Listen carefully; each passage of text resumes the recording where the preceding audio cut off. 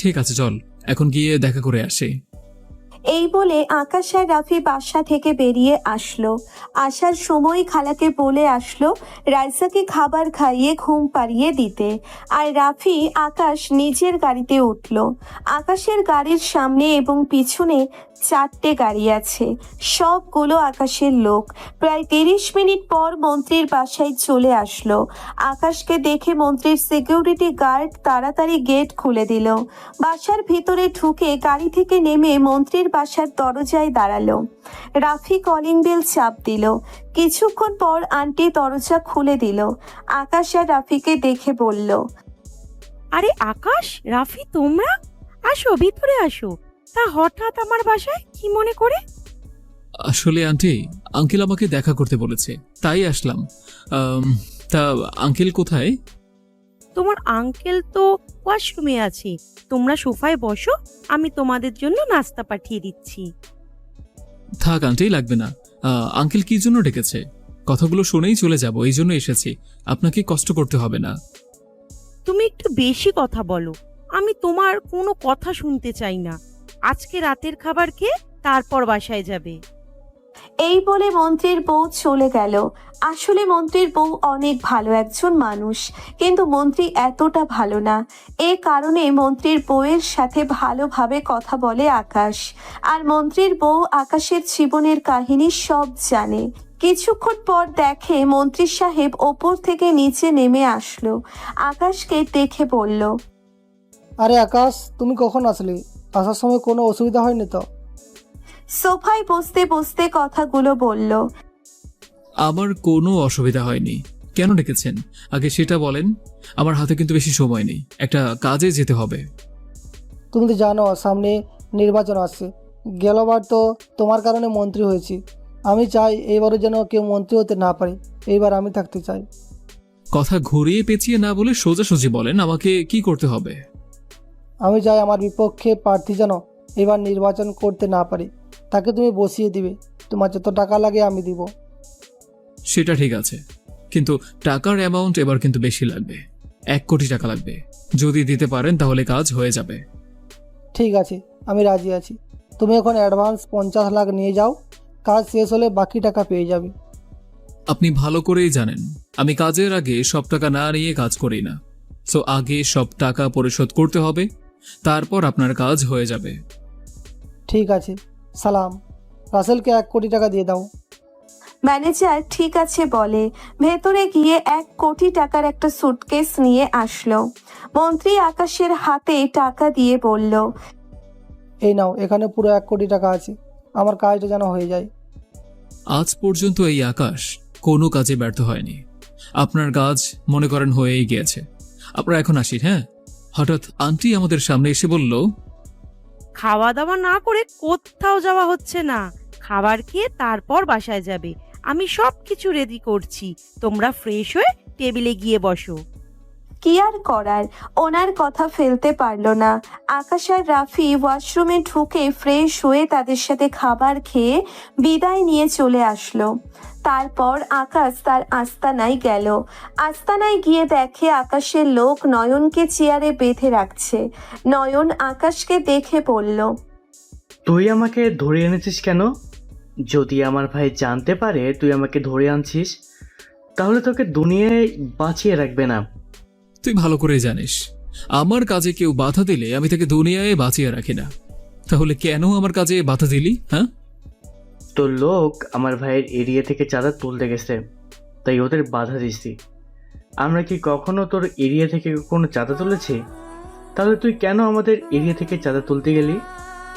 শোন ভালো করে, আমি আকাশ সব জায়গা থেকে চাঁদা তুলব। তোর ভাই রকি আমার কিছুই করতে পারবে না। তুই এবার আমার লোকের গায়ে হাত তুলছিস। আজকে তোকে মেরে তোর ভাইয়ের কাছে পাঠিয়ে দেব, দেখি তোর ভাই আমার কি বা ফালাতে পারে।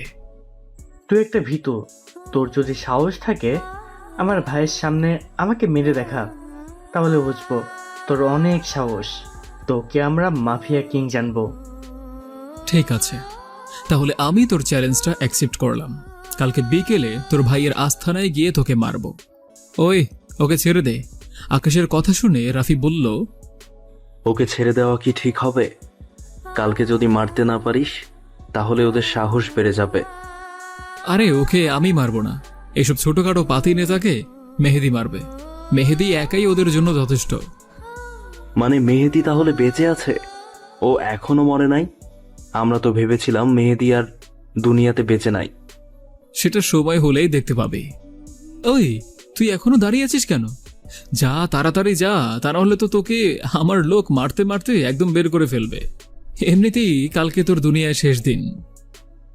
আকাশের কথা শুনে নয়ন দৌড় দিয়ে আস্তানা থেকে বেরিয়ে গেল। আকাশ সবার কাছ থেকে বিদায় নিয়ে বাসায় চলে আসলো। কলিং বেল চাপ দেওয়ার পর খালা এসে দরজা খুলে দিল। আকাশ খালাকে বলল, খালা, রাইসা কি ঘুমিয়ে গেছে? ও কি খাবার খেয়েছে? আমার কথা কিছু বলেছে? হালকা খাবার খেয়েছে, তোমার কথা জিজ্ঞেস করছে। আমি বলেছি তোমার আব্বু একটু কাজে বাইরে গেছে, তুমি ঘুমিয়ে পড়ো, তোমার আব্বু কিছুক্ষণ পর চলে আসবে। তারপর অনেক কষ্টে ঘুম পাড়িয়ে দিচ্ছি। ও ঠিক আছে, আমি রুমে গেলাম। খাবার খাবো না, মন্ত্রীর বাসা থেকে খেয়ে এসেছি। তুমি খাবার খেয়েছো? তুমি তো জানো তুমি না আসা পর্যন্ত আমি খাবার খাই না।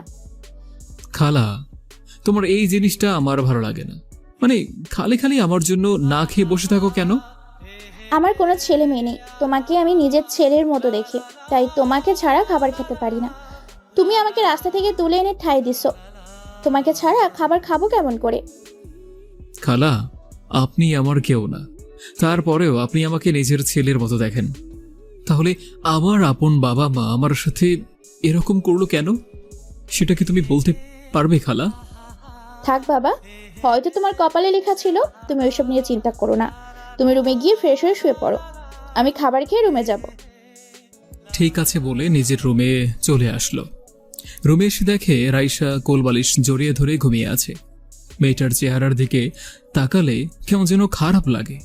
ওর বাবা মা যদি বেঁচে থাকতো তাহলে মেয়েটা বাবা মা ছাড়া হতো না। আমারই ভুল ছিল রাইসার সাথে ওইভাবে কথা বলা। সব মেয়েরাই চায় তার বাবা মা তাকে আদর করুক, তাকে কোলে বসিয়ে খাবার খাইয়ে দিবে, কপালে চুমু দিয়ে স্কুলে পাঠাবে। তাহলে রাইসার ব্যাপারে আপনাদের সংক্ষিপ্তভাবে ঘটনা খুলে বলি। আকাশ একদিন একটা কাজ শেষ করে বাসায় যাচ্ছিল। হঠাৎ রাস্তার পাশে দেখে একটা মেয়ে বসে বসে কান্না করছে। তখন আকাশ গাড়ি থামিয়ে ওর কাছে গেল। তখন আকাশ ওকে বলল, কি হয়েছে মামনি? তুমি এত রাতে এখানে বসে বসে কান্না করছো কেন? তোমার আব্বু আম্মু কোথায়? মেয়েটা আকাশের দিকে তাকিয়ে আরো জোরে জোরে কান্না করতে করতে বলল, ওরা আমার আব্বু আম্মুকে মেরে ফেলেছে, ওই জঙ্গলে আমার আব্বু আম্মু পড়ে আছে, আপনি আমার আব্বু আম্মুকে বাঁচান, আমি আব্বু আম্মুকে ছাড়া থাকতে পারবো না। আকাশ মেয়েটার কথা শুনে জঙ্গলের ভিতরে গেল। ভিতরে ঢুকে দেখে মেয়েটা ঠিক কথা বলছে। দুজন ছুরি দিয়ে আঘাত করে মেরে ফেলছে। আকাশ তাদের নাকের ডগায় হাত নিয়ে দেখে তারা আর বেঁচে নেই। তারপর রাফি এবং আকাশের কিছু লোককে ফোন দিয়ে আসতে বলল। তারা 10 মিনিটের মধ্যে চলে এসেছে। পরে রাইসার আব্বু আম্মুকে একটা কবরস্থানের সামনে একটা হুজুরকে খবর দিয়ে এনে তাদের জানাজা দিয়ে দাফন সম্পন্ন করলো। তারপর আকাশ রাইসাকে আকাশের বাসায় নিয়ে আসে। রাইসা ঠিক হতে প্রায় 3 মাস সময় লেগে গেছে। আকাশ সব সময় রাইসার পাশে ছিল। তাকে বলছে এখন আকাশই তার সব। আজকে থেকে কেজি স্কুলে ভর্তি করিয়ে দিল। আকাশের লোক তাকে প্রতিদিন নিয়ে যায় এবং নিয়ে আসে। এই ছিল রাইসার কাহিনী। এবার বর্তমানে ফেরা যাক। আকাশেরই তো এখনো পরিচয় দিই নাই। অনেক কথা বলে ফেলছি। আকাশকে সবাই মাফিয়া কিং নামে চেনে। আর কিছু জানা লাগবে না, গল্পের সাথে থাকুন, সব জানতে পারবেন। আকাশ আর কোনো কিছু না ভেবে ঘুমিয়ে পড়ল। রাইসার কপালে একটা চুমু দিল। তারপর রাইসাকে জড়িয়ে ধরে শুয়ে পড়ল। পরের দিন সকালে রাইসা আকাশকে ডাকতে লাগলো। আকাশ ঘুম ঘুম চোখে বলল, কি হয়েছে মামনি? এত সকাল সকাল ডাকছো কেন? আব্বু আরেকটু ঘুমাবো তো। আপু আজকে তুমি আমাকে স্কুলে নিয়ে আসো, অনেক দিন হয়েছে তুমি আমাকে স্কুলে দিয়ে আসো না। মামনি, আজকে আমার শরীরটা ভালো লাগছে না, আরেকদিন তোমাকে নিয়ে যাব। আজকে তুমি ওদের সাথেই যাও।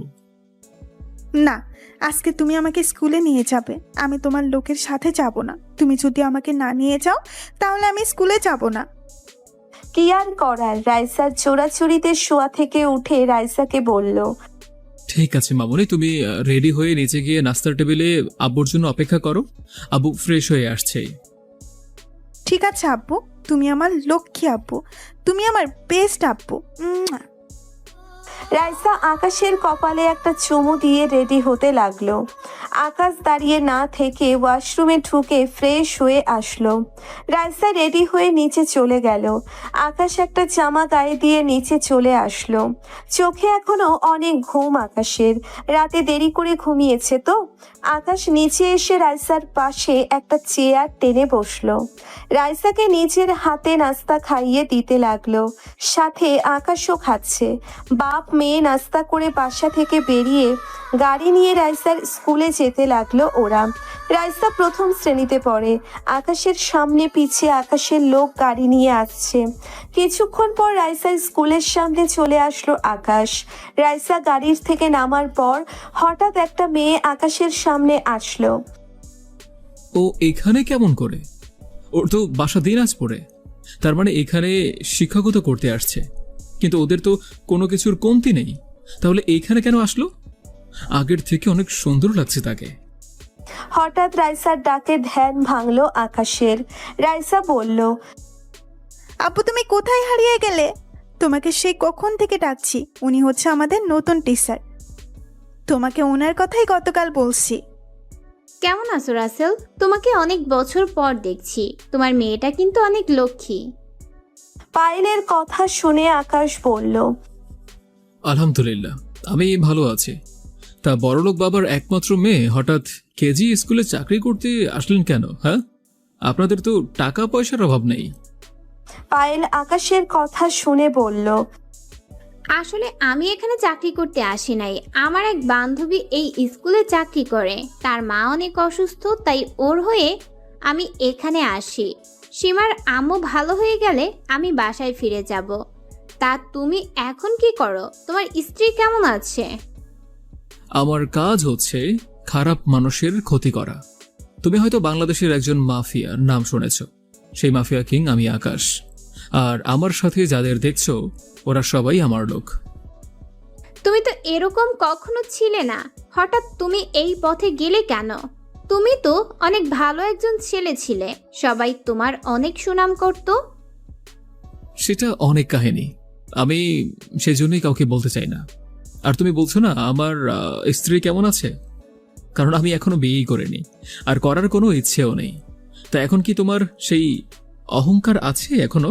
সবার সাথে কি বাবার ক্ষমতা দেখাও? আমি এখন বাবার ক্ষমতা দেখাই না। আমি আগের থেকে ভালো হয়ে গেছি। আমি নিজের ভুল বুঝতে পেরেছি। আচ্ছা রাইসা তাহলে কোথা থেকে আসলো? আর ও তোমাকে বাবা বলে ডাকে কেন? আসলে রাইসার আব্বু আম্মুকে কারা যেন মেরে ফেলেছে। তারপর সব কিছু খুলে বলি। এরপর রাইসাকে আমার বাসায় নিয়ে আসি। রাইসা আমাকে বাবা বলেই ডাকে। আমি রাইসাকে নিয়ে সারা জীবন কাটিয়ে দিতে চাই। তুমি যে কাজ করতে আসো এই কাজে বেঁচে থাকার গ্যারান্টি নেই। তোমাকে যদি সন্ত্রাসীরা মেরে ফেলে তাহলে তো রাইসা পুরো একা হয়ে যাবে। তুমি এই কাজটা ছেড়ে দাও। তোমাকে আমি বলি নাই যে আমাকে জ্ঞান দিতে। আমাকে কেউ কিছু করতে পারবে না, একমাত্র আল্লাহ তাআলা ছাড়া। তুমি রাইসাকে নিয়ে ভিতরে যাও, আমার একটা কাজ আছে আর সেখানে যেতেই হবে আমাকে। আমি কাজটা শেষ করে রাইসাকে নিয়ে যেতে আসবো। এ কথা বলে আকাশের লোকগুলোকে নিয়ে নিজের কাজে যেতে লাগলো। মোবাইল বের করে মেহেদিকে ফোন দিল আকাশ। মেহেদি ফোন রিসিভ করার পর বলল, কিরে, কি অবস্থা তোর? হঠাৎ ফোন দিলি যে, কোনো কাজ আছে নাকি? আমি ভালো আছি। তোকে যে কারণে ফোন দিয়েছি, সবাইকে ট্রেনিং দেওয়া কি হয়ে গেছে? সবাইকে ট্রেনিং দেওয়া হয়ে গেছে। এখন আমরা নিচ থেকে উঠতে পারি। যে ট্রেনিং দিছি সবাইকে, ওদের একজনের সাথে 5-6টা কিছু না। শুনে খুশি হলাম। এখন তাদের নিয়ে উপরে উঠে আয়। রনির আস্থানায় গিয়ে নয়নকে তার সামনে মেরে আসবি। যদি মারতে পারিস তাহলে আমাকে মাফিয়া কিং বলে জানবে। আরে ওদের মতো টোকাই মাস্তানকে মারতে আমার লোকগুলোই যথেষ্ট। তুই কোনো চিন্তা করিস না, তোর কাজ হয়ে যাবে। তা কোন সময় যেতে হবে? আর এখন তুই কোথায়?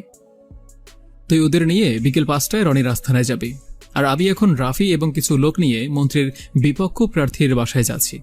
ওকে বসিয়ে দিতে হবে। এই কাজের জন্য মন্ত্রী 1 কোটি টাকা দিয়েছে। ঠিক আছে, তুই তাহলে ওই কাজ শেষ করে আয়, আমি সবাইকে রেডি করছি। নয়নকে মেরে তোর কাছে ফোন দিয়ে জানিয়ে দিব। ঠিক আছে বলে ফোনটা কেটে দিল। প্রায় 30 মিনিট পর মন্ত্রীর বিপক্ষ প্রার্থীর বাসায় চলে আসলো। সিকিউরিটি গার্ড ওদেরকে আটকালে রাফি ঠাস করে 2টা থাপ্পড় মেরে দেয়। সিকিউরিটি গার্ড আর কোনোই কথা বলে নাই, গালে হাত দিয়ে চুপ হয়ে গিয়েছে। আকাশরা সবাই বিপক্ষ প্রার্থীর দরজার সামনে দাঁড়িয়ে কলিং বেল চাপ দিল। কিছুক্ষণ পর একজন মায়ের বয়সী লোক এসে দরজা খুলে দিল। দেখে মনে হচ্ছে বিপক্ষ প্রার্থীর স্ত্রী। আকাশ আর রাফিকে দেখে বলল, তোমরা কারা? আমার বাসায় কি? আপনার স্বামী কোথায়? তাকে একটু ডাক দেন, তার সাথে আমাদের কিছু কথা আছে। কথাগুলো বলে আমরা চলে যাব। রাফির কথা শুনে মহিলা আকাশদের ভেতরে গিয়ে বসতে বলল। তারপর মহিলা ভিতরে চলে গেল। আকাশ আর রাফি ভিতরে ঢুকে চারপাশে তাকিয়ে দেখতে লাগলো। মনে মনে বলল, হায় রে, সবকিছু অবৈধ টাকায় করা। কিছুক্ষণ পর বিপক্ষ প্রার্থী আকাশের সামনে আসলো। আমাকে দেখে চিনে ফেলছে। তখন আকাশকে বলল, আরে আকাশ, তুমি আমার বাসায় কেন? আমার লোকেরা কি তোমার কোনো ক্ষতি করেছে? তুমি শুধু একবার বলো, আমি তোমার সামনে ওদের কঠিন শাস্তি দেব। আরে আমাকে কেউ কিছু করে নাই, আর কারো করার সাহসও নেই। আমি যেটা বলার জন্য এসেছি, শুনেছি আপনি নাকি এবার মন্ত্রী নির্বাচন করবেন। তুমি ঠিকই শুনেছ। আমি এই শফিকুলকে এবার হারিয়ে ছাড়বো। দেশের মানুষ আমার পক্ষে আছে। এবার আমার মন্ত্রী নির্বাচন কেউ ঠেকাতেই পারবে না। তাই নাকি? তাহলে আমি বসে বসে ললিপপ খাবো? আপনাকে বসানোর জন্য 1 কোটি টাকা পেয়েছি। এখন আমি চাই আপনি বসে পড়ুন। তা না হলে এই আকাশ কি করতে পারে আপনি তা ভালো করেই জানেন। আমি এবার বসবো না, কখনোই না। এবার আমি নির্বাচন করবই। তুমি আমার কিছুই করতে পারবে না। তুমি জানো না আমার হাত কত বড় বড় মাফিয়াদের সাথে আছে। আপনিও মনে হয় জানেন না যে আপনার কোথায় কি আছে, কিন্তু আমি সব জানি। আপনার ঢাকায় 6টা বাড়ি আছে, সব অবৈধ টাকায় করা। গুলশানের ভিতরে 5টা মদের গোডাউন আছে, 3টা আবাসিক হোটেল আছে। এখানে মেয়েদের দিয়ে ব্যবসা করেন। আরও অনেক কিছুই আছে, সেগুলোর কথা না হয় নাই বললাম। আমি যদি এগুলো দেশের মানুষকে দেখাই এবং ধ্বংস করে দেই, তাহলে আপনি কিভাবে নির্বাচন করবেন বলুন তো একটু? আমি যদি সরকারের কাছে সবকিছু বলে দেই, তাহলে আপনি কোথায় যাবেন? হ্যাঁ, প্লিজ আকাশ, তুমি আমার এত বড় সর্বনাশ করো না। আমি তোমার কথায় রাজি আছি। আমি মন্ত্রী নির্বাচন করব না, তারপরও তুমি আমার ক্ষতি করো না। কথাটা যেন মনে থাকে। তা না হলে আমি কি করতে পারি আপনি ভালো করেই জানেন। আমার যেন আপনার বাসায় আর আসতে না হয়। আবার যদি আসে তাহলে আপনি দুনিয়ায় কিন্তু আর বেঁচে থাকবেন না। এই বলে বিপক্ষ প্রার্থীর বাসা থেকে সবাই বেরিয়ে আসলো। বিপক্ষ প্রার্থীর বাসা থেকে বেরিয়ে সোজা স্কুলের সামনে চলে গেল। গেটের সামনে গিয়ে দেখে রাইসা আর পায়েল দাঁড়িয়ে আছে। আকাশকে দেখে রাইসা দৌড় দিয়ে আকাশের সামনে আসলো। কি ব্যাপার মামুনি, আজকে তোমার পড়ালেখা কেমন হয়েছে? কোনো শিক্ষক তোমার গায়ে কি হাত তুলেছে? না আব্বু, এই স্কুলের সবাই অনেক ভালো, আমাকে সবাই আদর করে। আপু, ম্যাম তোমাকে কিছু কথা বলবে। ম্যাম, আপনি কি বলবেন আপুকে? আসলে আকাশ, এখানে আমাকে কি একটা বাসা নিয়ে দিতে পারবে? সীমার বাসায় থাকতে আমার ভালো লাগছে না। তাদের 2টা রুম, একটায় ওর আব্বু আম্মু ঘুমায়, আরেকটায় সীমা আর ওর ভাই ঘুমায়, তার উপরে আমি। তাই বলছি আমাকে একটা বাসা খুঁজে দাও। পায়েলের কথা শুনে রাইসা আকাশকে বলল, আব্বু, তুমি ম্যামকে আমাদের বাসায় নিয়ে চলো। এখন থেকে ম্যাম আমাদের বাসায় থাকবে, আমার সাথে খেলবে, একসাথে কার্টুন দেখবে। আমার অনেক অনেক ভালো লাগবে। প্লিজ আব্বু, তুমি না করো না। তুমি আমার বাসায় থাকতে পারো, তবে আমার কোনো কিছুতেই কথা বলতে পারবে না। আমি কখন কি করি, কোথায় যাই, অনেক রাতে বাসায় ফিরি কেন, এসব কথা আমাকে বলতে পারবে না। শুধু রাইসার কথা ভেবে তোমাকে বাসায় নিয়ে যাচ্ছি। ঠিক আছে, আমি তোমার কোনো কিছুতেই কথা বলবো না। শুধু কিছুদিনের জন্য সীমার আম্মু অসুস্থ হলে আমি বাসায় ফিরে যাব। ঠিক আছে বলে পায়েলকে গাড়িতে উঠতে বলল আকাশ। রাইসাকে মাঝখানে বসালো। আকাশ আর পায়েল রাইসার দুই পাশে বসলো। কিছুক্ষণ পর বাসায় চলে আসলো। গাড়িতে কেউ কোনো কথা বলল না। গাড়ি থেকে নেমে আকাশ, পায়েল এবং রাইসা দরজার সামনে দাঁড়িয়ে কলিং বেল চাপ দিল। কিছুক্ষণ বাদে খালা এসে দরজা খুলে দিল। তাদের সাথে পায়েলকে দেখে খালা বলল, আকাশ, এই মেয়েটাকে, তাকে তো চিনতেই পারলাম না। তোমার কি কিছু হয়? আসলে খালা, ও হচ্ছে পায়েল। আমরা দুজনে একসাথে দিনাজপুরে পড়েছি, আর এখানে একটা বান্ধবীর বাসায় এসেছে। তারপর সব খুলে বলল আকাশ। সব শুনে খালা বলল, ও, এই ব্যাপার। তোমার কোনো সমস্যা নেই মা, তোমার যতদিন মন চায় থাকতে পারো। রাইসা আর আমি বাসায় সব সময় থাকি। রাসেল কাজে কামে বেশিরভাগ বাইরে থাকে। ঠিক আছে খালা, তুমি পায়েলকে একটা রুম দেখিয়ে দাও। আমি আমার রুমে গেলাম। আমি এখন একটু রেস্ট নেব। কোনো কিছুর দরকার হলে কিন্তু রাফি অথবা বাহিরের লোককে বলবে, তারা এনে দেবে। ঠিক আছে? ঠিক আছে রাসেল, তুমি রুমে গিয়ে রেস্ট নাও। যদি খাবারটা খেয়ে ঘুমিয়ে যেতে তাহলে অনেক ভালো হতো। ওকে খালা, আমি ফ্রেশ হয়ে আসছি। তুমি খাবার রেডি করো। আর পায়েল, তুমি উপরের ডান পাশের রুমে চলে যাও। রুমে সব কিছুই আছে। পায়েল ঠিক আছে বলে ওপরে চলে গেল। আকাশও আর কোনো কথা না বলে রাইসাকে কোলে করে নিয়ে রুমে চলে আসলো। বাপ মেয়ে দুজনে একসাথে গোসল করে। রাইসাকে জামা কাপড় পরিয়ে দিয়ে আকাশ একটা জামা গায়ে দিয়ে দুজনে নিচে চলে আসলো।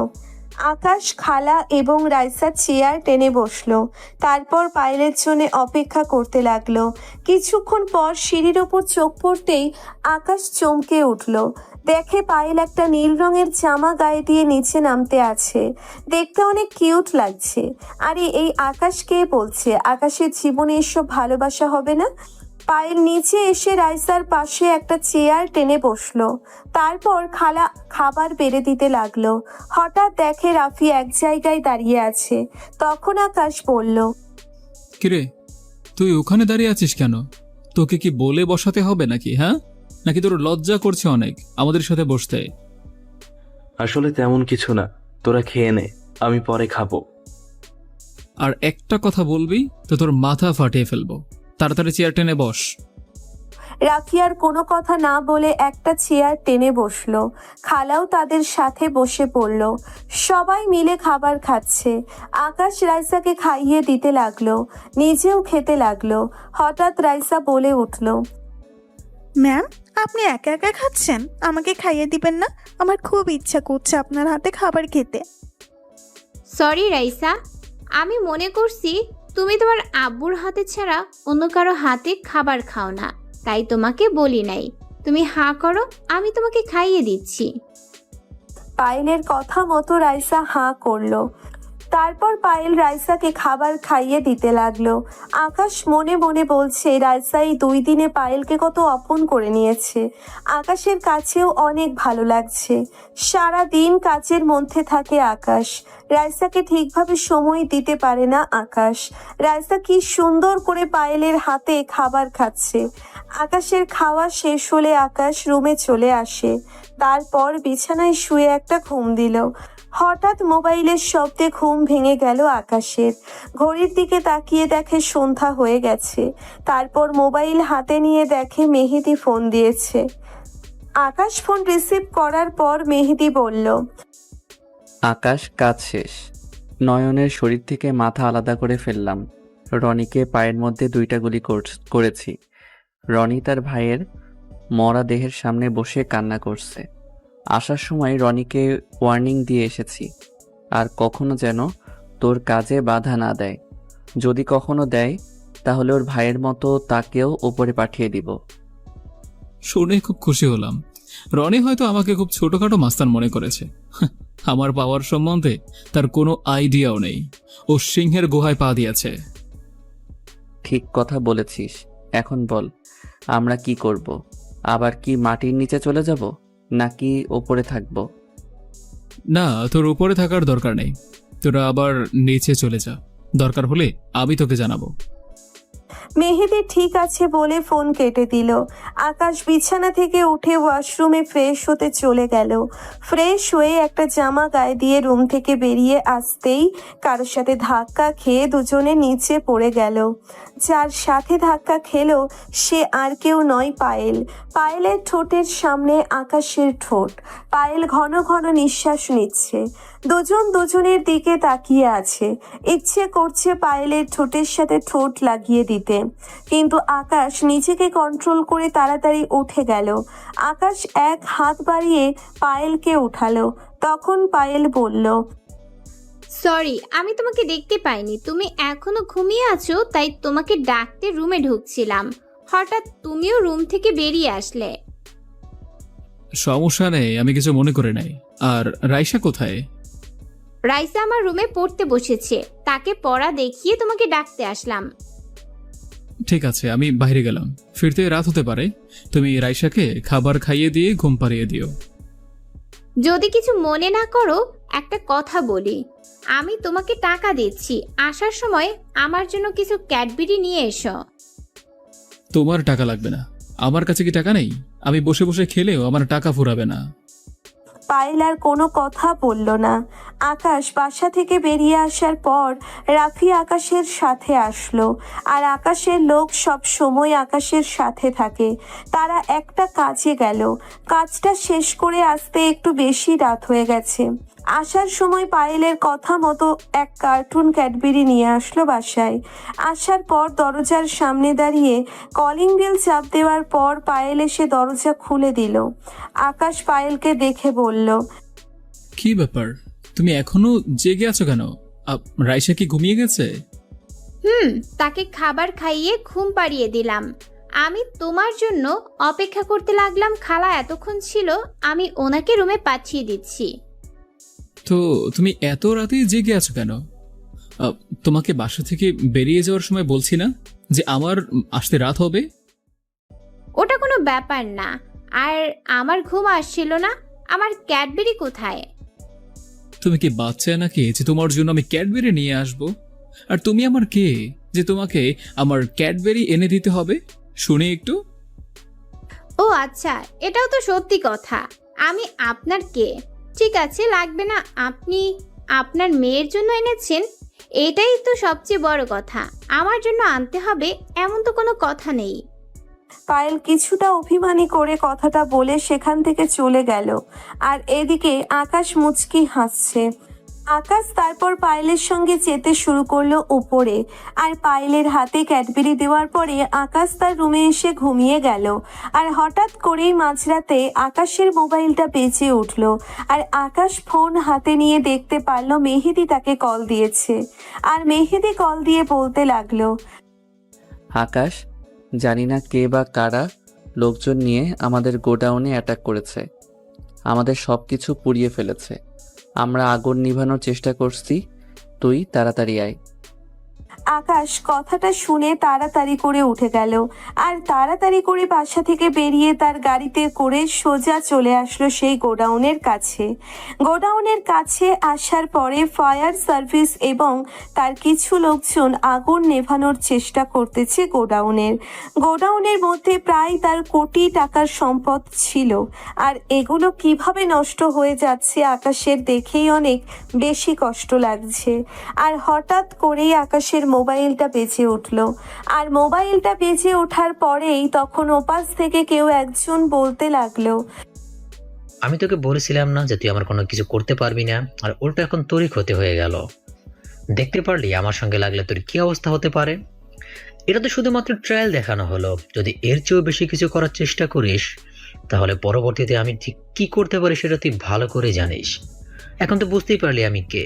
তুই আমাকে বসার জন্য বলিস, তোর সাহস কত বড়!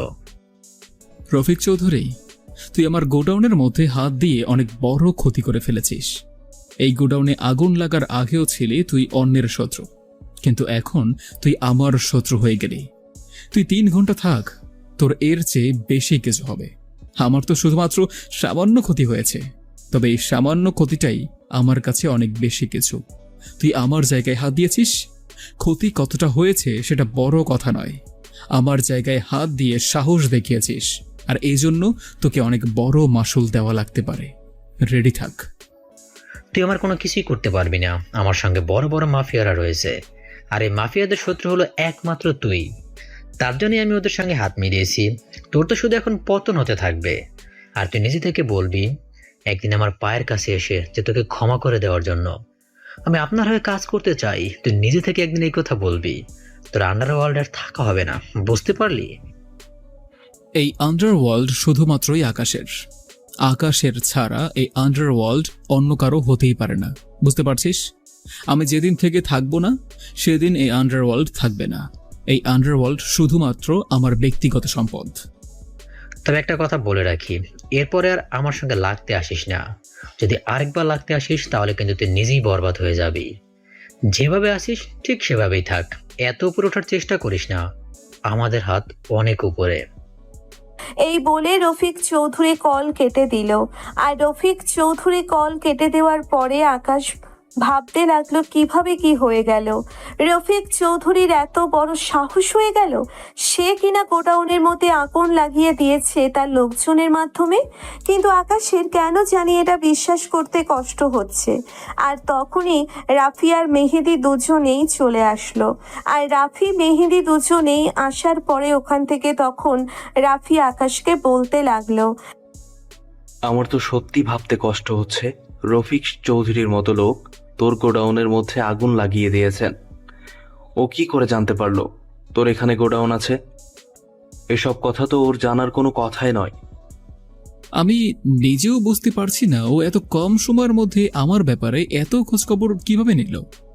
সে তো আমার এসব সম্পর্কে, ব্যবসা সম্পর্কে তার কোনো আইডিয়াও নেই। ও শুধু জানে আমি আন্ডারওয়ার্ল্ডের মাফিয়া কিং। আমার কোন কোন জায়গায় কি ব্যবসা রয়েছে এটা তো ওর জানার কোনো কথাই নয়। এটা শুধুমাত্র কয়েকজন জানে। তাহলে কি সেই কয়েকজন মিলে আমার সঙ্গে এটা করেছে?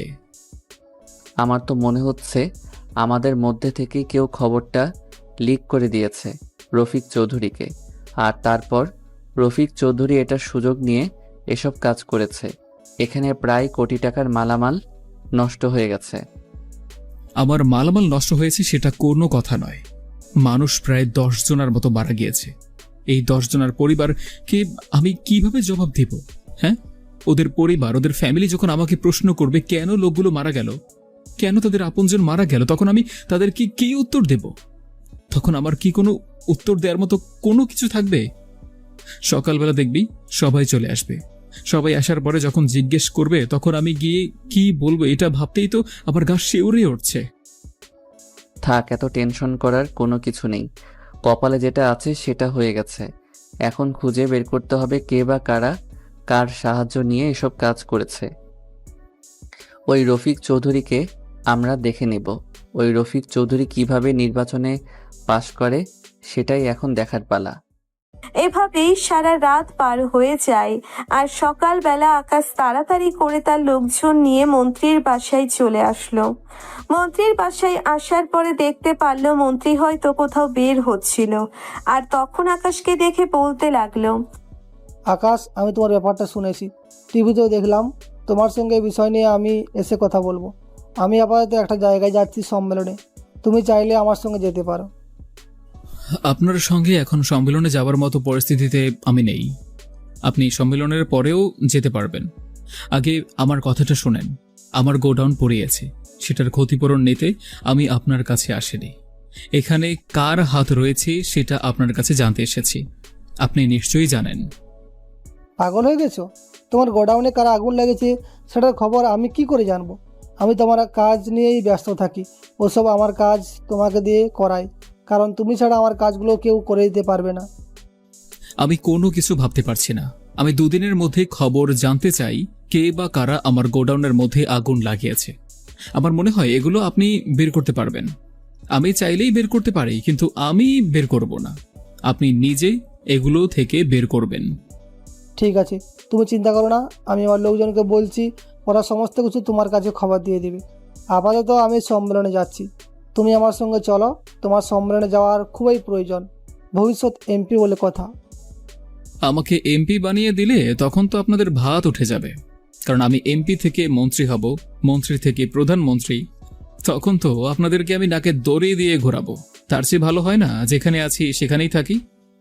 তোমাকে এমপি হওয়া লাগবে, কারণ আমি জানি তুমি সবার সঙ্গে সব কিছু করলেও আমার সঙ্গে কোনো কিছু করবে না, কারণ আমি তোমাকে অনেক বিশ্বাস করি, আর আমি তুমি ছাড়া চলতে পারবো না, এটা আমি মানি।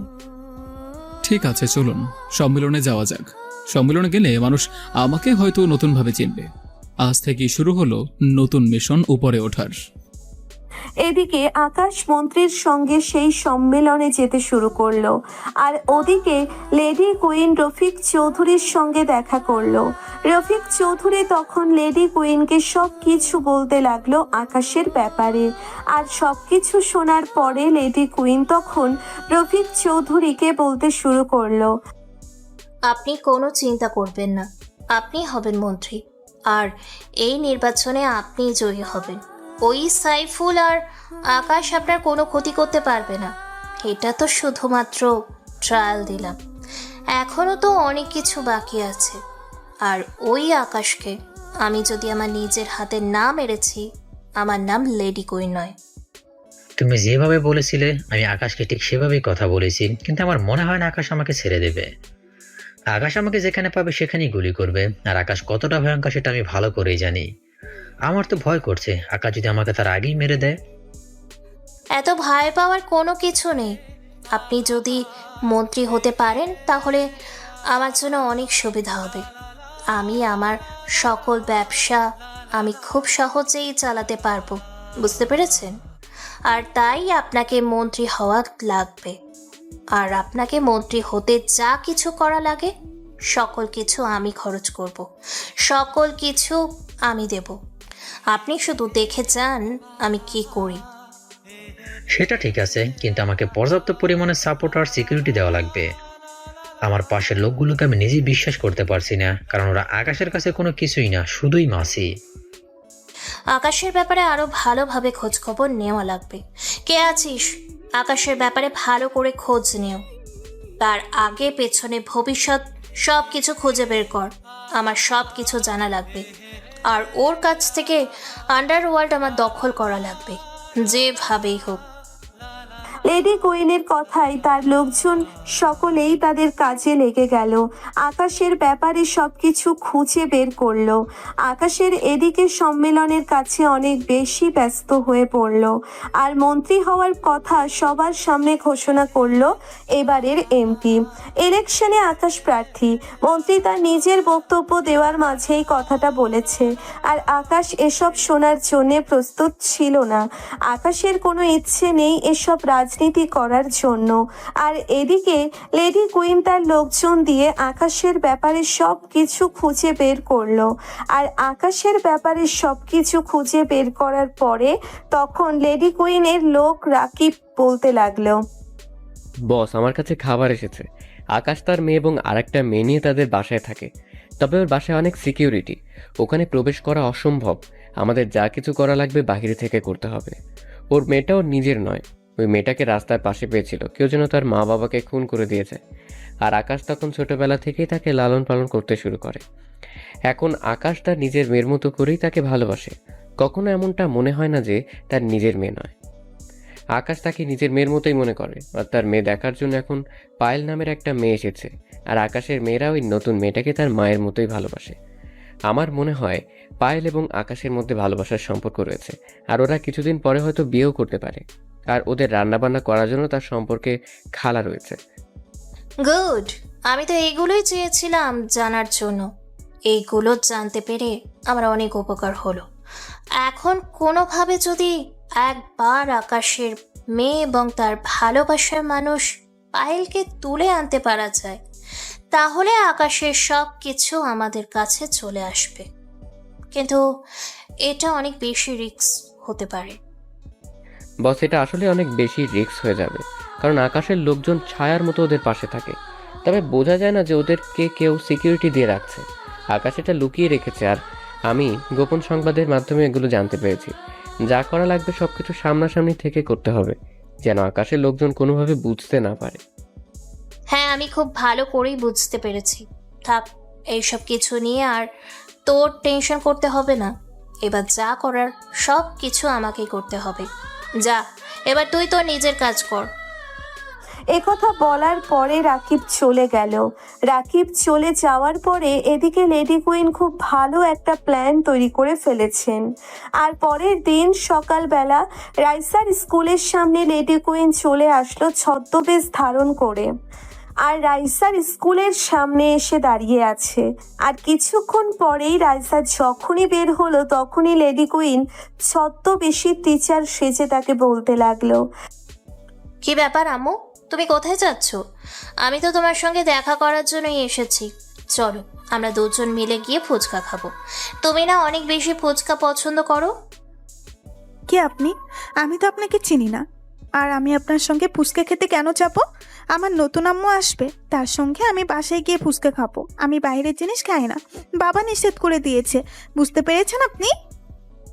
ওকে, তাহলে তো খাওয়া যাবে না। তাহলে তোমাকে আমি চকলেট কিনে দিই, তুমি চকলেট খাবে? আমার কাছে অনেকগুলো চকলেট রয়েছে। তুমি চকলেট নাও, এখনই নাও। তুমি চকলেট নাও, এখনই খাও। না, আমি তো আপনাকে চিনি না, তাহলে আপনার থেকে কেন খাবো? দাঁড়ান, আমি আমার আপুকে ডাক দিতেছি। আরে ডাকতে হবে না, আমি তোমার একটা আন্টি হই, বুঝতে পেরেছো? তোমার বাবা আমার খুবই ভালো বন্ধু, আর তুমি আজকে থেকে আমাকে আন্টি বলে ডাকবে, বুঝতে পেরেছো? না, আমি আপনাকে আন্টি বলে ডাকবো না। আমি আপনাকে চিনি না মানে চিনি না। বাবা বলে দিয়েছে অপরিচিত কারোর সঙ্গে কোনো কথা না বলতে এবং তাদের হাতে কোনো কিছু না খাওয়ার জন্য। সেটা তো অপরিচিত মানুষদের জন্য, আর আমি তো তোমার বাবার পরিচিত। তুমি আমাকে কখনোই দেখোনি, আমি আসলে এখানে থাকি না তো, সেই জন্য তুমি আমাকে চিনতে পারছো না। তবে সমস্যা কোথায়? আমরা তো পরিচিত হয়ে নেব। এই যে এখন পরিচিত হয়ে নিচ্ছি তোমার সঙ্গে। তুমি ভিডিও গেম পছন্দ করো, তোমার জন্য আমি একটা ট্যাব কিনে নিয়ে এসেছি, এই নাও। লেডি কুইন যখনই বক্সটা দিতে যাবে তখনই পেছন থেকে পায়েল রাইসাকে ডাক দেয়। আর রাইসা এটা না নিয়ে দৌড়ে তার কাছে চলে গেল। তার কাছে চলে যাওয়ার পরে রাইসা তখন পায়েলকে বলতে লাগলো, আম্মু জানো, আমাকে না একটা আন্টি চকলেট দিতে চেয়েছে, তার উপর আবার ভিডিও গেমস খেলার জন্য ট্যাব দিতে চেয়েছে। আমি এগুলো নেইনি, কিন্তু উনি বলেছে উনি নাকি আমার আন্টি হয়। ওই যে দেখো, উনি গাড়িতে করে চলে যাচ্ছে। শোনো, তুমি আমার আগে কখনোই এখানে গেটের কাছে আসবে না, বুঝতে পেরেছো? আর এই বিষয়ে এখনই তোমার আব্বুকে কোনো কিছু বলার প্রয়োজন নেই।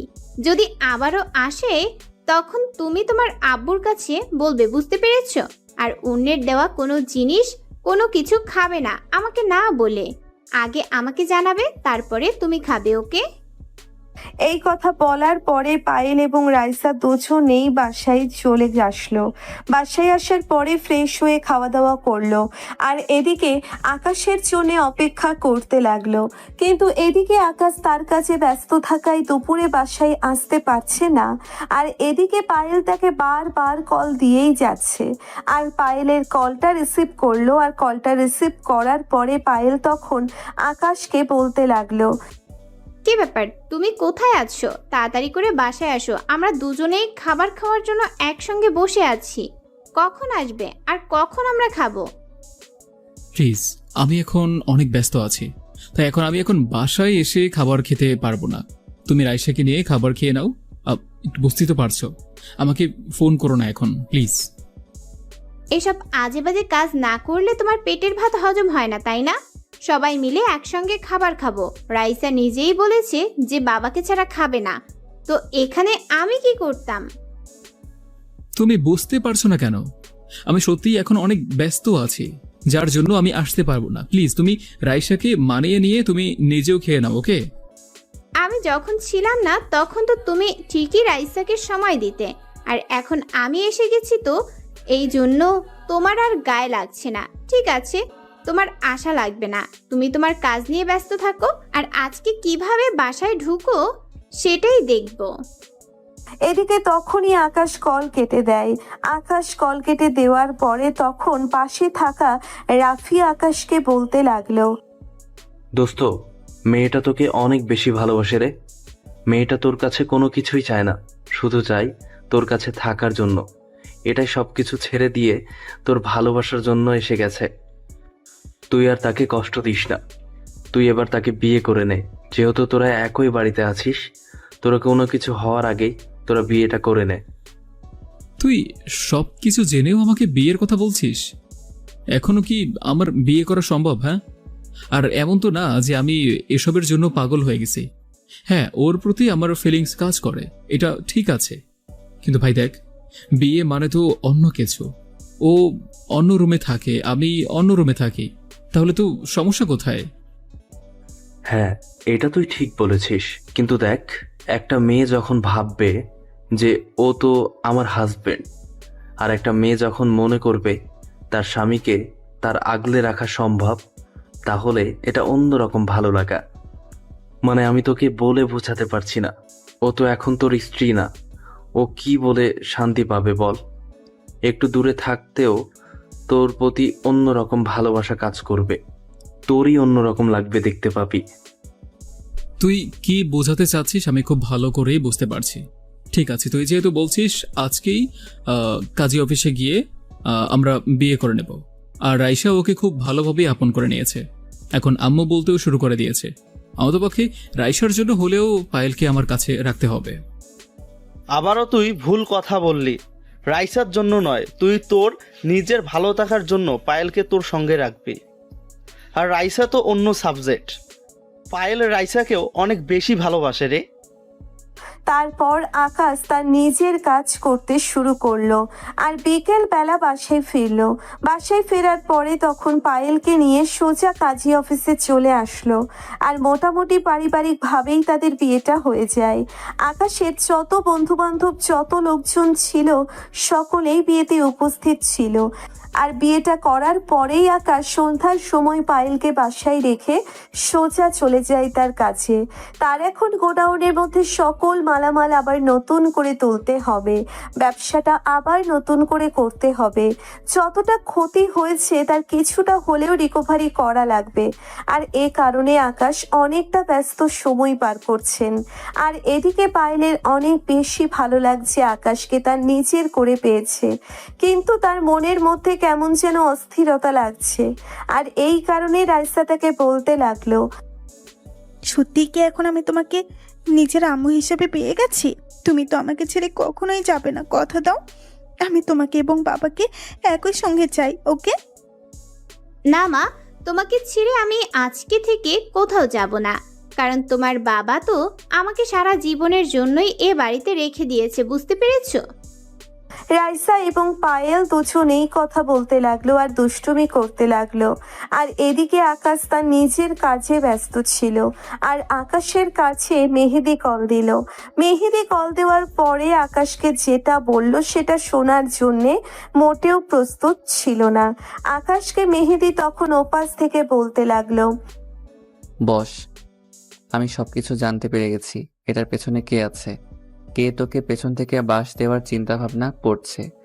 যাকে এত সম্মান করিস, যাকে এত ভালোবাসিস, তার জন্য এত কাজ করে দিলি, সেই তোকে পেছন থেকে ছুরি মেরে দিয়েছে। মন্ত্রী লেডি কুইনের সঙ্গে হাত মিলিয়েছে গোপনে, আর মন্ত্রী নিজে থেকে এসব কাজ করাচ্ছে। মন্ত্রী চায় যে তুই এদিকে রফিক চৌধুরীকে মেরে ফেলবি, আর ওদিকে সে খুব সহজেই মন্ত্রী হয়ে যাবে, আর সঙ্গে সঙ্গে লাভ হয়ে যাবে ওই লেডি কুইনের। ঠিক আছে, আজকে রাতেই মন্ত্রীর খেলাটা শেষ করব। শালার এত বড় সাহস, ও আমাকে পিছন থেকে ছুরি মেরে দিয়েছে, আমার লোকগুলোকে মেরে ফেলেছে, ওদের পরিবারগুলো এখন পর্যন্ত হাজারি করছে।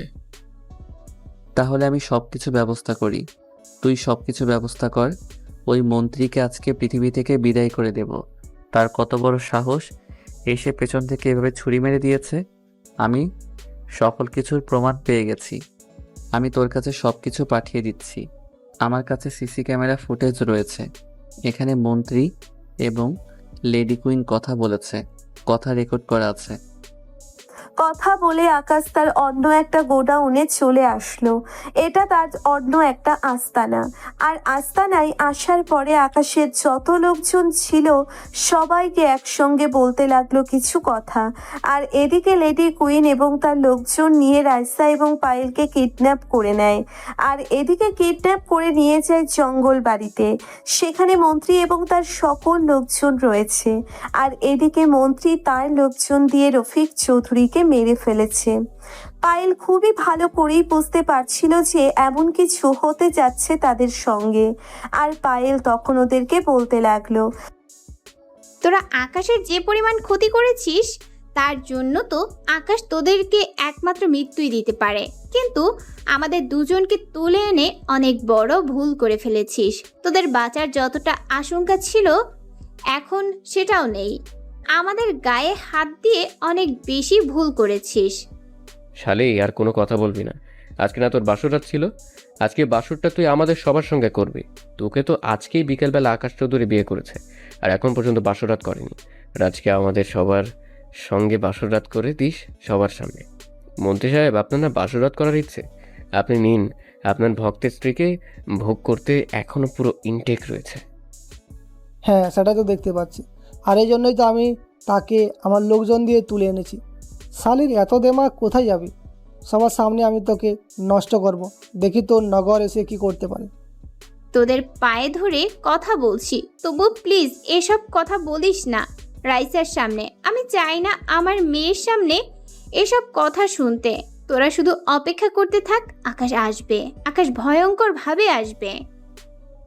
আমিও তো এটাই চাই, আকাশ আসুক এখানে। আকাশ আসলেই তো আসল খেলাটা হবে, না হলে তো খেলাটা একদমই জমবে না। এদিকে মন্ত্রী আকাশের নাম্বারে কল দিল, কিন্তু আকাশ ফোনটা রিসিভ করলো না। আকাশ সেদিকে তার লোকজনের সঙ্গে কথা বলছিল। আর তখন লেডি কুইন তার নাম্বার থেকে আকাশের নাম্বারে কল দেয়। আর আকাশ কল রিসিভ করার পরে ওপাশ থেকে লেডি কুইন আকাশকে বলতে লাগলো, কি ব্যাপার আকাশ চৌধুরী, আপনি কেমন আছেন? আপনার তো মনে হয় এখন অনেক দুঃখ, তাই না? তা আমাকে নিয়ে কথা বলছিলেন নাকি? তোদের সব কিছু আমি মেনে নিয়েছি, কিন্তু আমার মেয়ে আর আমার স্ত্রীকে কেন কিডন্যাপ করে নিয়ে গিয়েছিস? তোদের সব কিছু সমস্যা আমাকে নিয়ে, আমার সঙ্গে যা করার করবি। তা আমার ফ্যামিলিকে কেন এখানে টেনে এনেছিস? হ্যাঁ, ওরা তো তোকে কোনো ক্ষতি করেনি, ওরা তো তোদের কোনো ক্ষতি করেনি। ও তাই তো। তা তুই তো আমার বোনটাকে মেরে ফেলেছিলি। আমার বোন তো তোর কাছে বাঁচার জন্য চেয়েছিল, কিন্তু তুই তাকে বাঁচতে দিসনি। তুই তাকে নৃশংসভাবে হত্যা করেছিস। এইগুলো কি করে আমি ভুলে যাব? তোর বোন কতটা খারাপ ছিল সেটাই বাংলাদেশের মানুষ সবাই জানে। একজনের ড্রাগসের বড় ডিলার ছিল, বুঝতে পারছিস? আর আমি যদি আগে জানতাম যে তুই আছিস, তাহলে তোকেও আমি অনেক আগেই মেরে ফেলতাম। আমি আমার নিজেকে তৈরি করার জন্য এতদিন বিদেশে ছিলাম, আর তোকে মারার জন্য এই বাংলাদেশে এসেছি। তোকে মেরে আমি পুরো আন্ডারওয়ার্ল্ডের দায়িত্ব নেব। এই আন্ডারওয়ার্ল্ড শুধুমাত্রই আমার থাকবে, শুধুমাত্র আমার। এই স্বপ্ন দেখে থাকলেই একদমই ভুলে যা, কারণ এই স্বপ্ন কোনো দিনই পূরণ হবে না। আর রাইসা এবং পাইলের যদি কোনো ক্ষতি হয়, তাহলে বুঝতে পারছিস যে আমি কি করতে পারি, আমি কতটা ভয়ঙ্কর হতে পারি। সেটা তুই না জানলেও তোর পার্টনারগুলো খুব ভালো করেই জানে। এত বড় কথা বলিস? তাহলে চলে আয় সেই জঙ্গল বাড়িতে। তোর জন্য আমরা সকলে মিলে অপেক্ষা করছি। তুই যদি না আসিস, তাহলে এদিকে আমার লোকজন তোর বউয়ের সঙ্গে বাসরাত সেরে ফেলবে, তা আবার তোর মেয়ের সামনে। কতটা লজ্জা, কতটা খারাপ লাগবে বলতো? সময় মাত্র 20 মিনিট। 20 মিনিটের মধ্যে সব কিছু নিয়ে জঙ্গল বাড়িতে চলে আয়। আর হ্যাঁ, ভুলেও তোর লোকজন নিয়ে আসার চেষ্টা করিস না, তাহলে তো বুঝতেই পারছিস কি হতে পারে। আকাশ তখন কল কেটে দিল। আকাশ কল কেটে দেওয়ার পরে তার লোকজন নিয়ে সকলেই গাড়িতে উঠে পড়ল, আর গাড়িতে করে সোজা জঙ্গল বাড়ির দিকে রওনা হলো আকাশ। 10 মিনিটের মধ্যেই জঙ্গল বাড়িতে পৌঁছে গেল তার সব কিছু নিয়ে। আকাশ গাড়ি থেকে নেমে একটা ব্যাগ নিয়ে হাঁটতে শুরু করলো জঙ্গলের ভিতর দিয়ে, আর তখনই কয়েকটা ছেলে এসে আকাশকে নিয়ে গেল ভিতরে চোখ বেঁধে। আকাশকে নিয়ে যাওয়ার পরে আকাশের চোখের বাঁধন খুলে দেওয়া হলো।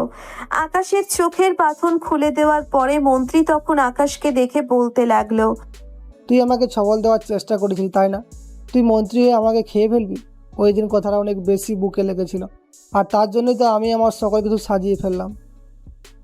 আমার ধারায় তুই মন্ত্রী হয়েছিস, আর সেখানে গিয়ে তুই আমাকেই পেছন থেকে ছুরি মেরে দিয়েছিস। হ্যাঁ, বাঘ সবসময় বাঘই থাকে, বুঝতে পারছিস? তুই আমাকে এখানে টেনে অনেক বেশি ভুল করেছিস। তোকে মেরে আমি আমার সেই ভুলের প্রায়শ্চিত্ত করব। তুই সবসময় বলতি না যে এসব খারাপ কাজে কেউ একজন আছে, সে সব কিছু নিয়ন্ত্রণ করছে। আসলে যত অপকর্ম হয় সব কিছু আমি করে থাকি পিছন থেকে, আর আমি এই লেডি কুইনকে তৈরি করেছি পুরো আন্ডারওয়ার্ল্ড চালানোর জন্য। এত কথা বলার কি দরকার? কে আছিস? আকাশকে একটু আদর যত্ন করে দে। এতদিন পরে আমার সঙ্গে দেখা করতে এসেছে, অথচ আদর যত্ন করবি না? এটা তো হতে পারে না। তখনই সবাই মিলে আকাশকে মারতে আসলো, কিন্তু আকাশ ওদেরকে মেরে মাটিতে শুইয়ে দিচ্ছেন। ওরা আকাশের সঙ্গে কোনোভাবেই পারছে না। আর এটা দেখে লেডি কুইন তখন রাইসার পায়েলকে মারতে গেল, আর শেষ পর্যন্ত আকাশ তার নিজের মারামারি বন্ধ করে দেয় এটা দেখে। আর তখন আকাশ ওদেরকে বলতে লাগলো, তোদের যা কিছু প্রয়োজন সকল কিছু আমার সঙ্গে কর, আমাকে মেরে ফেল, তবু আমার একটু দুঃখ থাকবে না। কিন্তু পায়েল আর রাইসার কোনো ক্ষতি করিস না, ওদের কোনো কিছু হয়ে গেলে আমি সইতে পারবো না। এটাই তো আমি চাই, তোর কষ্ট দেখতে আমার অনেক বেশি ভালো লাগছে। কে আছিস? পায়েলকে বিছানায় নিয়ে যা, ওর সামনে সবকিছু শেষ করে দে। আর তখনই রাকিব এই কথা শুনে পায়েলের হাতের বাঁধন খুলে দেওয়ার পরে পায়েলকে টানতে টানতে নিয়ে যায় সামনে থাকা চেয়ারের উপর, আর চেয়ারের উপর বসিয়ে দেওয়ার পরে তার উপর ঝাঁপিয়ে পড়ার চেষ্টা করছে। আর তখন আকাশ সবকিছু বলল, প্লিজ থাম, আমি সব কিছুতে রাজি, তোদেরকে আমি সব কিছু লিখে দিতে রাজি আছি। কোথায় সাইন করতে হবে বল আমাকে, তাড়াতাড়ি কর, আমি সাইন করে দিচ্ছি। তো প্লিজ ওদেরকে ছেড়ে দে। এভাবে তুমি তোমার সবকিছু নিজের হাতে নষ্ট করে দিও না। আমাদের কারণে তুমি কেন তোমার এত বছরের সাধনা নষ্ট করে ফেলবে? শুধু তুমি আমাদের চিন্তা করছো, একটাবার দেশের মানুষের কথা চিন্তা করছো না? ওরা যদি একবার ক্ষমতায় আসে তাহলে ওরা কি করতে পারে তুমি বুঝতে পারছো না? পুরো দেশটাকে তছনছ বানিয়ে ফেলবে। আমার কাছে তোমরাই সব কিছু, আর তোমাকে আমি আমার নিজের জীবনের থেকে অনেক বেশি ভালোবাসি, আর এই কারণে তোমাদের জন্য সব কিছুই করতে পারি আমি। আকাশ যখনই সাইন করতে যাবে তখনই চারপাশ থেকে গোলাগুলির আওয়াজ ভেসে আসলো। আকাশ সাইন না করে পাশে থাকা পিস্তল দিয়ে ওদেরকে গুলি করতে শুরু করলো, আর গুলি করতে করতে রাইসা এবং পায়েলের কাছে চলে আসলো। আর ওদের হাতের বাঁধন খুলে দেওয়ার পরে রাইসা এবং পায়েলকে পাঠিয়ে দিল বাহিরে পাঠিয়ে দেওয়ার পরে আকাশ তখন তার মেশিন গান দিয়ে ওদেরকে গুলি করতে লাগলো। পাখিদের মতো ঝাঁকে ঝাঁকে ওদেরকে গুলি করছিল আকাশের লোকজন, আর ওরা এত তাড়াতাড়ি চলে আসবে কোনোভাবেই আন্দাজ করতে পারেনি। লেডি কুইন যখনই দেখতে পারলো তার সকল লোককে মেরে ফেলা হচ্ছে তখনই সে পালিয়ে যাওয়ার সিদ্ধান্ত নিল, পালিয়ে যাচ্ছিল। আর তখন মেহেদি সেটা খুবই ভালো করে দেখতে পারে। আকাশ এদিকে গুলি করতে ব্যস্ত ছিল, আর মেহেদি তখন আকাশকে ডাক দেয়, আর মেহেদি নিজেও লেডি কুইনকে একটা থাপ্পড় মারলো, আর থাপ্পড় মারার পরে বলতে লাগলো, তুই কি ভেবেছিস এভাবে পালিয়ে যাবি আমাদের হাত থেকে? কখনোই না, আমাদের হাত থেকে পালিয়ে যেতে পারবি না। তোকে ধরার জন্য এতদিন ধরে ওয়েট করছিলাম। মানুষের এত ক্ষতি করেছি যে মানুষের অভিশাপে তুই আরো শেষ হয়ে যাবি। আমাকে ছেড়ে দে, তুই আমার হয়ে কাজ কর, তোকে অনেক টাকা দিব। তুই আকাশকে মেরে ফেল, আর তোকে আমি পুরো বাংলাদেশ দিয়ে দেব। আর আমি দুবাই থেকে সবকিছু নিয়ন্ত্রণ করব। তুই পুরো বাংলাদেশের দায়িত্ব পেয়ে যাবি। তুই কি ভাবছিস আমি এই সব কিছুর জন্য তোকে ছেড়ে দেব? কখনোই না। কারণ ও আমার শুধু বন্ধু না, ও আমার নিজের ভাই। ও আমাকে কোনো কিছুর অভাব দেয়নি। আর আকাশের সঙ্গে আমি বিশ্বাসঘাতকতা করব এটা ভাবলি কি করে?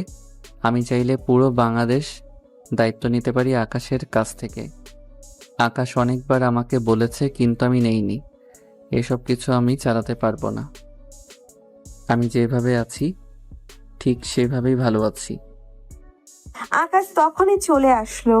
আকাশ আসার পরে লেডি কুইনকে ইচ্ছে মতো থাপ্পড় দিতে লাগলো। মারতে মারতে মুখ দিয়ে নাক দিয়ে রক্ত বের করে ফেলেছে আকাশ। আর তখন ওদিক থেকে মন্ত্রী তখন আকাশের দিকে গুলি যখনই ধরতে যাবে তখনই আকাশ তার পিস্তল দিয়ে মন্ত্রীকে গুলি করে দেয়। আর মন্ত্রীকে গুলি করে দেওয়ার পরে মন্ত্রী ছটফট করতে করতে কাটা মুরগির মতো মারা গেল। আর এদিকে লেডি কুইন অনেক বেশি ভয় পেয়ে গেল। আর তখন আকাশ বলতে লাগলো, তুই যে অন্যায় করেছিস তার জন্য শুধুমাত্র শাস্তি হতে পারে মৃত্যু। দেশের মধ্যে ড্রাগসের পুরো বন্যা বইয়ে দিয়েছিলি তোর লোকজন দিয়ে। আর লোকজন ড্রাগসের দিকে এতটা আসক্ত হয়ে গিয়েছিল যে টাকা না পেয়ে নিজের মা বাবাকে খুন করা পর্যন্ত শান্ত হতো না। শুধুমাত্র এসব কিছু তোর কারণেই হয়েছে। আমি জানি আমি অনেক বেশি ভুল করেছি, অনেক অন্যায় করেছি, অনেক পাপ করেছি। তবুও আমি তোর কাছে মাপ চাইছি। আমি এইসব কিছু চাই না। তোর জিনিস তোরই থাকবে। আমাকে মাফ করে দিস তুই। তোকে মাফ করব আমি? হ্যাঁ, ঠিক এরকমটাই মাফ হয়তো আমার লোকজন তোর কাছে চেয়েছিল, কিন্তু ওদেরকে তুই জীবিত পুড়িয়ে মেরেছিস গোডাউনের মধ্যে। হ্যাঁ, আমার মেয়ে এবং আমার ভালোবাসার মানুষ তারাও তো কোনো অন্যায় করেনি, কিন্তু তুই ওদেরকে তুলে নিয়ে এসেছিস। তারপর আকাশ আর কোনো কথা না বলে ওকে গুলি করে দেয়। আর গুলি করে দেওয়ার পরে ছটফট করতে করতে সেখানেই মারা গেল। তারপর আকাশ সবাইকে নিয়ে চলে আসলো বাসায়। আর পায়েলকে বাসায় নিয়ে আসার পরে পায়েল কিছুটা আপসেট হয়ে আছে। মেয়েটা অনেক বেশি ভয় পেয়েছে। রাইসা গাড়িতেই ঘুমিয়ে গিয়েছিল। আর রাইসাকে ঘুম পাড়িয়ে দেয় আকাশ। ঘুম পাড়িয়ে দেওয়ার পরে আকাশও রাইসার পাশে শুয়ে আছে। আর কিছুক্ষণ পরেই পায়েল চলে আসলো। পায়েল এসে আকাশের বুকে শুয়ে পড়ল আর কান্না করছিল। আর তখন আকাশ মাথায় হাত বুলিয়ে দেওয়ার পরে বলতে লাগলো, কি ব্যাপার, তুমি এভাবে কান্না করছো কেন? আমি তো আছি তোমার পাশে, তাই না?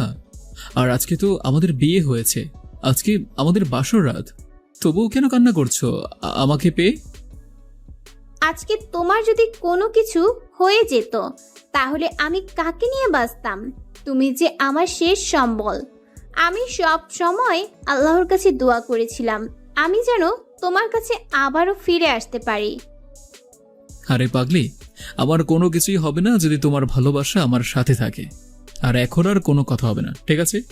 মেয়ে ঘুম থেকে উঠে পড়বে। এমনিতেই মেয়ের উপর দিয়ে যা দখল গিয়েছে। আগে কথা দাও, তুমি আমাকে আজকে রাতে আমার সব অধিকার দিবে। আমি তোমার অধিকার পাওয়ার জন্য অধীর আগ্রহে বসে আছি। আমি আর নিজেকে ধরে রাখতে পারছি না, প্লিজ। তাই নাকি ম্যাডাম? কিন্তু কিভাবে আদর করতে হয় সেটা তো আমি জানি না। আপনি কি আমাকে শিখিয়ে দিবেন? আপনি তো ম্যাডাম, তাই আপনি সবকিছু জানেন। আমি তো ছাত্র মানুষ। ও তাই নাকি? আপনাকে সবকিছু শিখিয়ে দেওয়া লাগবে? চলেন সোফায় চলেন, তারপরে আপনাকে সবকিছু শিখিয়ে দিচ্ছি কিভাবে কি করতে হয়। আকাশ পায়েলকে কোলে তুলে নিয়ে সোফায় চলে গেল। আর পায়েলকে শক্ত করে জড়িয়ে ধরে হারিয়ে গেল এক অজানা রাজ্যে। আর এভাবেই না হয় চুপ থাকুক তাদের মিষ্টি ভালোবাসার গল্পটা। নিত্য নতুন ভালোবাসার গল্প পেতে আমাদের চ্যানেলটি এখনই সাবস্ক্রাইব করে পাশে থাকবেন। ধন্যবাদ সবাইকে।